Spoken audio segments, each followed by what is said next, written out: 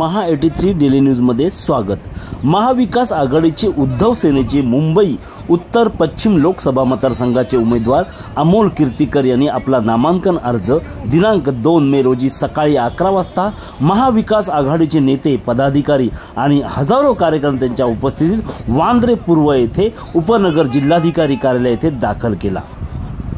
युवासेना प्रमुख व शिवसेना नेते आदित्य ठाकरे यांच्यासह जिल्हाधिकारी कार्यालयात महाविकास आघाडीच्या हजारो कार्यकर्त्यांसह वाजत गाजत ढोल ताशांच्या गजरात निवडणूक अर्ज अमोल कीर्तीकर यांनी दाखल केला आहे। सर्वप्रथम सकाळी 8:30 वाजता कीर्तीकर हे शिवतीर्थावरील बाळासाहेब ठाकरे यांच्या स्मृतीस्थळावर जाऊन पुष्पवृष्टी करून त्यांना विनम्र अभिवादन केले।